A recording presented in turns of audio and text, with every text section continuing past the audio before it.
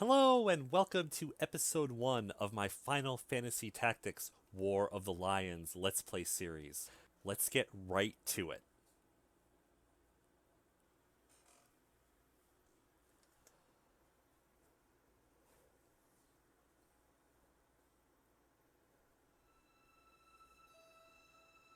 Sword in hand, a warrior clutches stone to breast. In sword etched he his fading memories. In stone, his tempered skill.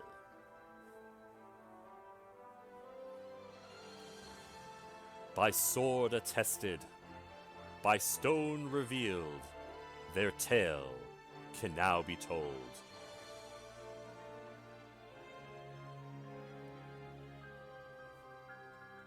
The Zodiac Brave Story.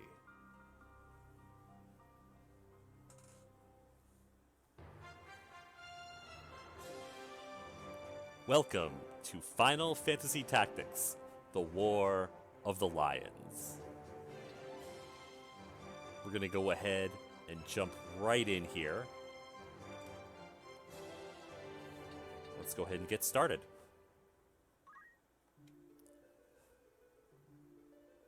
I am Areslam, student of Ivalis' middle age. You are familiar with the War of the Lions, no? It was a bitter war of succession that rent the land of Ivalis in two. Here we first find mention of Delita Hyrule, a hitherto unknown young man, the hero who would draw the curtain on this dark act of our history. His is a heroism of great renown, a story familiar to all who dwell within our land. But what the eye sees is oftentimes a mere fragment of the truth. There was another young man, the youngest of House Beowulf, long famed for producing leaders of knights and men. There's no official record of the role he played on history's page. However, according to the Durai papers, the existence of which became known to the public only this last year, they had long laid concealed in church archives, this forgotten young man is in fact the true hero. The church maintains he was a heretic, an inciter of unrest, a disturber of the peace. So which account is to be believed? Join me in my search to uncover the answer. But before we begin, might I ask you to share with me your name and the date of your birth? So here's where we can name our main character. We're going to go ahead and keep it as the main character's name, Ramza.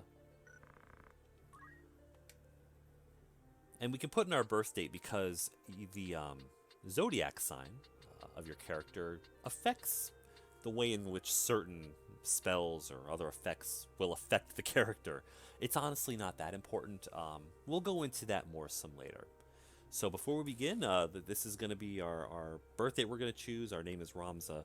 And now we're going to go ahead and jump into the intro movie. Now, if you watched my last episode, episode 0 of this series, you will have seen the original version of this movie from the original PlayStation release of this game. What you're about to see is the same basic story. A group of riders, warriors perhaps, led by a knight, riding on chocobos, riding across the fields and arriving at a chapel for some reason. We don't know why they're there. Well, we're going to see that same story, but done a little bit differently. So let's go ahead and watch.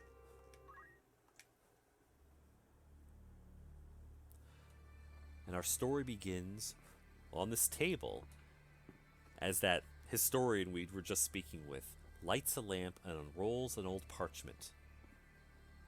The first thing you may notice is, unlike that CG 1990s computer graphics style, this is all appears to be much more a hand-animated style. A very different manner of approaching the animations in this game. As we zoom in on the map he unrolled, the land itself seems to come alive as we zoom in on the history of Ivalice, on the Zodiac Brave story, on the tale that we're about to be told, on the story of Final Fantasy Tactics.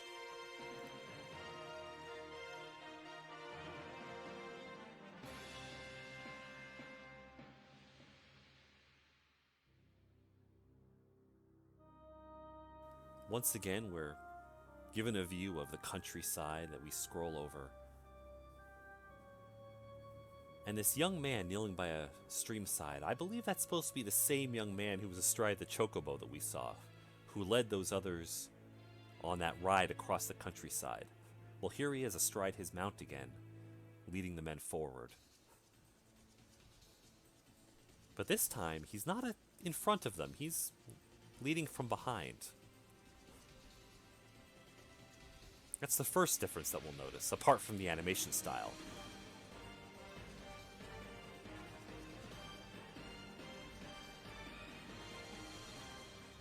And this time, he peels off and rides off on his own, for some reason. Now this young man is going to be very important to our story, and we'll learn a lot about him soon enough. The story revolves around him quite a bit. We're going to find out who he is in just a moment.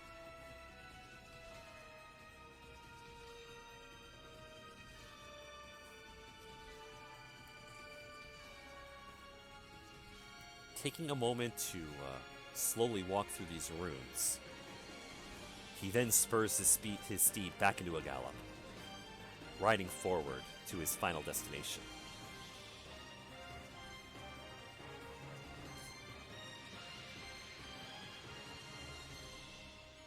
For he too is riding to that chapel, just as the others were, but he's arrived separately. Why could that be? Well, we'll find out soon enough. A storm is rolling in, and the story is about to begin.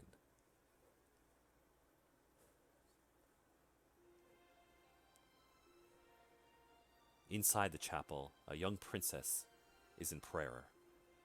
"O Father, abandon not your wayward children of Ivalice, but deliver us from our sins, that we might know salvation." Lady Ovelia, it is time. I'll not be much longer, Agrias. Your escort has already arrived, Majesty. Please, heed the good lady's words, Highness. You must hurry. This must be the escort they were speaking of. Still in here, are you? It's been the better part of an hour. Gafgarian, you forget yourself, sir. You are in the presence of the princess. The others with him immediately bow. Mayhap bowed heads would less offend. You would do well to waste less time on idle pleasantries. I see even the noble order of the northern sky cannot rid itself of vulgar knaves. A guard captain in these rain-sodded hinterlands ought not expect chivalry. We're in the employ of the order, not of it. Our pay does not cover trite courtesies to the likes of you. Govern your tongue! Enough. Let us be on our way. There's some obvious tension there between Agrias, who seems to serve the princess out of duty, and these others who are there as sellswords. I guess they're mercenaries of some kind. The Father watch over you, child. And you, elder.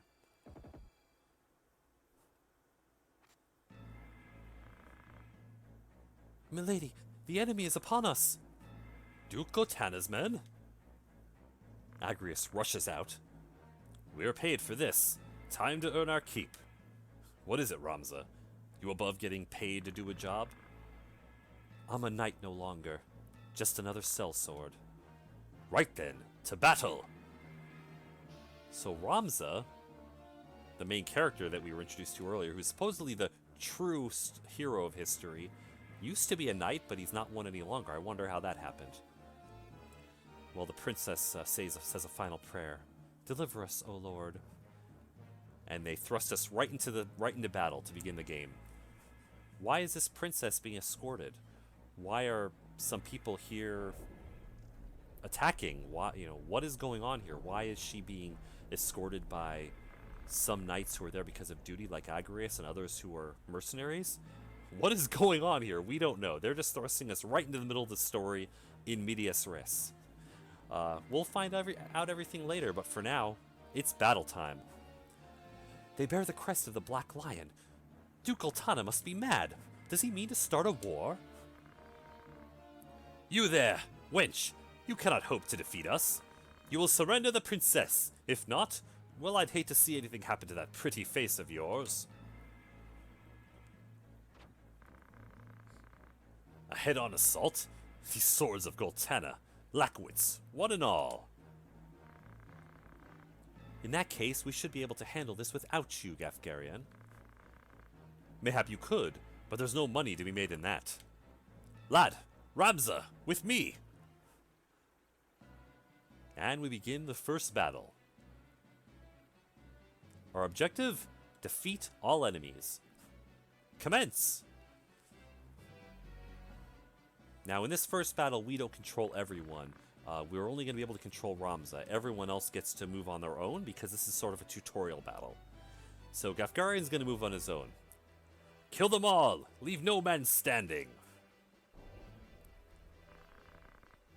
You'd have us slaughter them? Are you mad? Kill them here and you'll have played into Duke Gotana's hands. We need only put them to rout. I find dead men rout more easily. So we get a little bit of a hint of Gafgarian's character as he rushes forward and uses his Shadow Blade ability on the first person there, who takes 42 damage and absorbs 42 life. That's a pretty powerful ability. So, alright, this is Ramza. Let's go ahead and I want to give you a basic idea of how this game works. So we can go ahead and we can tilt the battlefield. We can zoom in and out. We can also rotate it so we can get a better view of what we're doing. Let's go ahead and tilt it up and let's stay zoomed in. So here's Ramza, and we have a couple of different things we can do. We can always move, and this gives us our idea of our movement radius, which is pretty far for our character. But we can't get close enough to actually do anything this turn. We can also act. We have a couple different abilities. We can attack any enemy who's within one block of us. We also have an ability based on our class. Ramza is our job. Ramza is a squire, and his job class allows him to use the metal ability. We can rush. We could just ram into an enemy. We could throw a stone at an enemy. We can remove status ailments from enemies, from our friends rather, and we have an ability called Chant that sacrifices some of our HP to restore twice as much to an ally. So a pretty neat selection of abilities. We can also wait for enemies to come up to us. We can kind of hold our turn. We can check our status, or we can just we can kind of set ourselves to auto battle. As you can see, we're equipped with a mithril sword, a mithril helm, some chainmail, and battle boots. And our current ability that we have set, as I said, is metal. What you might be able to see there is that there are two of those little lightning bolt slots. One is being taken up by metal, and if we knew other abilities from other jobs, we could set that as a secondary ability. One of the main things in Final Fantasy Tactics is, the main way it works is there are job abilities. Ramza's a squire. He could also train as a chemist, as an engineer, as a black mage, as a white mage. And as you learn these abilities, you can set those as your primary ability or secondary abilities. You can use the abilities from two different jobs at any one time. Those other symbols mean other things, which we'll get into later. For now, let's go ahead and move Ramza forward. We'll come right up here, and we'll go ahead and use our stone throw ability. Oops. We're going to throw a stone at the guy that Gafgarian just attacked. And when we select him, it sees it has a 90% chance of hitting. It'll take away 10 hit points, so it won't kill him, but it'll hurt him a lot. Let's see if it hits. Ramza throws a stone, hits him for 10 hit points, and the guy goes into a crouch because he is now pretty severely wounded. And we'll go ahead and we can now choose what direction we're going to face. When we're facing an enemy, when they come to attack us, If they attack us head on, it's going to do less damage. If they attack us from behind or from the sides, it'll do more. Let's face this way, so anybody coming to attack us will... If they attack us from this side, they'll be attacking us from below, which often isn't as effective. Agrias will go ahead and step forward and cover us from that side, using her Judgment Blade ability. And finishes off the first enemy. Now, Agrias gained a job level for that. You'll notice as people use abilities, they gain experience and also something called JP, job points. Experience will level up your character, which gives you hit points and basic stats. Luckily, that enemy just missed us. This character is charging up an ability, as is this character. Some abilities can't be used right away. They take a couple turns to charge. Now, as he attacked, notice he got 12 experience and 11 job points, JP. Experience, like I said, counts towards leveling you up. Or, job points gain you job levels, a level within your specific job. These characters were charging up an aim ability that after enough turns passed, they could go ahead and use their ability. It would fire. Gafgarian's going to go ahead and use his ability. His one triggers instantly, as you can see. It doesn't require a charging time. But a lot of spells, archer abilities, and other powers require a charge time. If your character can move out of the way before the charge finishes, it might miss. As you can see, Alice just gained a level for getting experience. She gained experience and job points as well. Alright, so let's go ahead and actually, now we're close enough we can do some real attacking. I can show you how this works. So the guys in blue are our team, the people in green are our enemies. Let's go ahead and move down here and we'll attack this chemist. We're going to do a nice, just straight on attack to this enemy. That's going to do 42 damage. It's going to kill him. And it's a 100% chance of hitting. Let's do it. 17 experience, 16 job points. Like I said, our job points will count towards leveling up in our squire ability or whatever ability that we're using. If I'm using an ability for a specific job, it will level up that job. Again, we'll learn more about all this later. This is just kind of a first combat to teach us how it works. Agrias gained a level.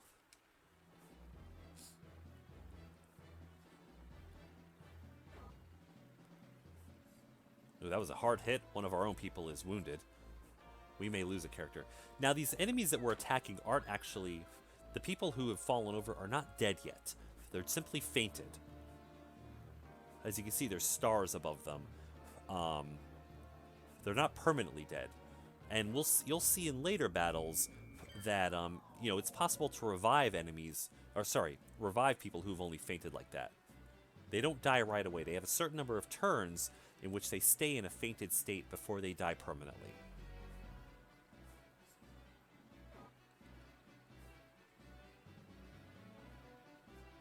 Alright, it's our turn again. We can't actually get close enough to hurt anybody, to actually attack anyone. I can probably throw a stone, though, so let's come up here and we'll do that again. Let's use our metal power. Throw a stone. We'll do a little bit of damage.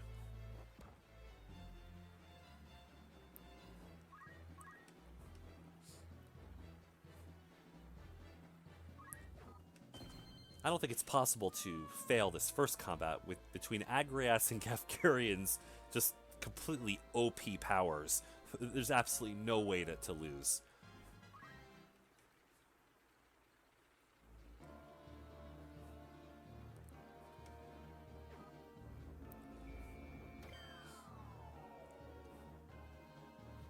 Yeah, Gafgarian's power is particularly badass because not only does it take HP away from an enemy, but it gives him HP back. So any damage he takes, he can just negate. Alright, so we've defeated all of the enemies. And here's our first cutscene.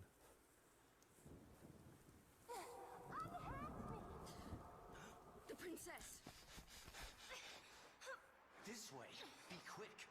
try making a little less noise? I'll not take orders from you! You've quite a mouth on you, princess.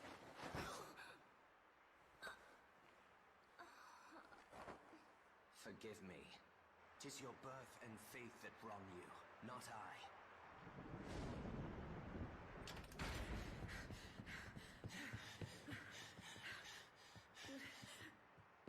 Hold there!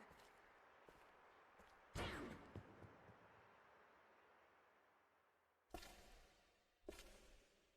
Is it truly him?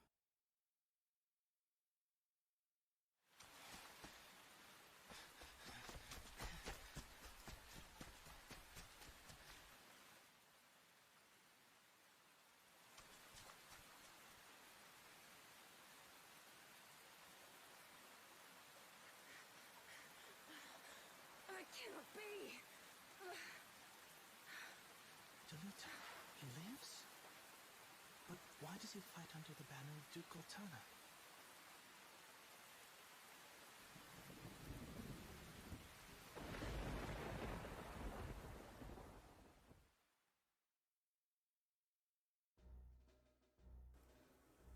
I want to talk about that intro movie in just a moment, but first we have to go through this. Records of the hero Delita first appear 1 year before the outbreak of the War of the Lions. The loss of the 50 Years' War saw knights returning from the front stripped of livelihood, their fealty to the crown and nobility abandoned. Many became rogues and traitors, men donning the thief's cloak and plotting treason against the crown. It was a time of great unrest for Evelis. Murder and theft were commonplace. Many were the young adventurer and mage who stepped forward to counter this threat. Of such, the city of Garaland too saw its share. Chapter 1: The Meager.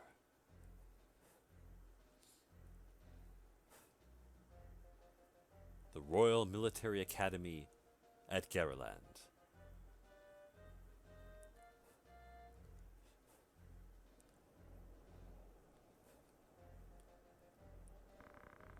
So, before we go ahead and start, I have a moment where I can take a break here. I want to talk about that intro movie.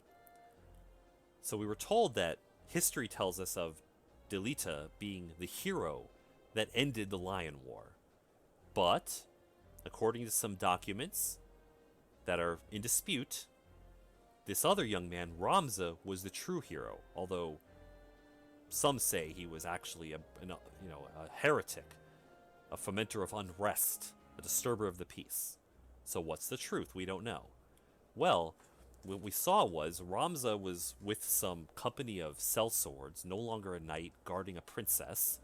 Delita shows up and kidnaps the princess after leading these other forces to attack this chapel, although he came in separately to sneak in the back and took the princess, while the others, I guess, were just a diversion. So what led them to this place? Well, we're going to learn. This is what we're going to learn. This is what the story's going to tell us. We started kind of in the middle of things. Now we're going to go back in time to a year before the beginning of the Lion War. And as we can see, this is just after another war's ending, the 50 Years' War, in which, well, things didn't go too well for the kingdom of Evelis. There's a lot of unrest, a lot of brigands, a lot of thievery. A lot of people are very unhappy, and, well, here at the military academy, well, things are, that unrest, has caused some rumors to fly around. And young Ramza and Delita are caught up in those. Let's rejoin the story here, and it'll all become clear very soon. The reason I wanted to go into that movie, though, is I wanted to talk about the translation. Because in the original translation, when Delita kidnaps the princess, he knocks her out and then says, "Blame yourself or God," and then carries her off. In this, he says, "I apologize, princess, but 'tis your faith and birth that wrong you, not I." Think about the difference in the implications of those two lines. Blame yourself or God. It's like, what does that even mean? It's your fault or God's fault. But here it's like, 'Tis your faith and birth that wrong you, not I. In other words, the fact that you're a princess is why this is happening to you, or what you're faithful to. Like, it's more him. Yes, in both cases, he's shirking responsibility for what he's doing, but there's a much different implication there in what he's saying. I just kind of wanted to lay that out there so you can understand the difference in the way the translations were done. The original translation was, I think, a little bit more literal and not quite as poetic, and so it didn't really get a lot of the feeling and the meaning of what was going on in this story, a lot of the subtleties. And so as we go through this game, I just wanted to point out how much I appreciate this translation. Anyway, that's the end of my digression. I apologize for that. Let's get back into the story, and I promise I won't keep cutting in as much going forward. Let's just get back to the story. Another Wayne was struck last night on its way to Igros. The Corpse Brigade again? I wonder where all this leads. Delita, what do you make of all this? I'm not sure. I have my guesses, but I'm listening. I think Duke Larg is coming to Garaland. Duke Larg? Why? Not just the Duke. The Marquis Elmdor de Limbury, too. That's the first I've heard of it. This has not the sound of a state visit. All of Ivalis is in turmoil. The Order is supposed to be keeping things under control, but the fact is, they number too few. And they mean to bolster their numbers with us? All right, everybody, form up. So as you can see, Ramza and Delita are friends. They're serving together here as apprentices at the military academy. What is it that could have led to them being on opposite sides of a war? Again, we'll find out. It's just, it makes me wonder. The Order of the Northern Sky has an assignment for its Knights Apprentice. As I'm sure you're already aware, the number of brigands roaming Galleon is on the rise. Among them, the Corpse Brigade, a seditious lot with a grudge against the Crown. Rogues such as they must be dealt with. The Order has been commanded to undertake an operation to eliminate the brigade, an operation of a grand scale. We will not be acting alone. The Order will be joined by, among others, His Excellency, Duke Larg's Royal Guard stationed at Agros. This will leave Agros Castle undermanned. Your task will be to proceed there, and support us from the rear by bolstering its defenses.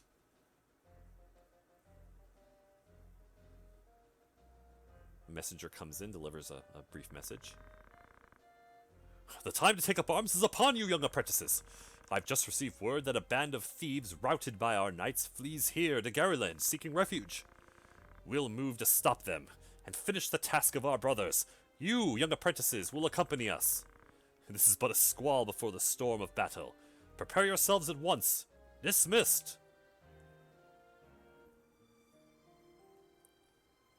Let's go ahead and save our current progress.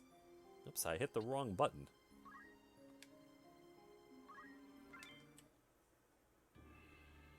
Now we're going to begin our first real battle. The first battle that we could actually lose. And that's where we'll pick up next time. In our next episode, we're rushing into battle against the Corpse Brigade. I'll see you then.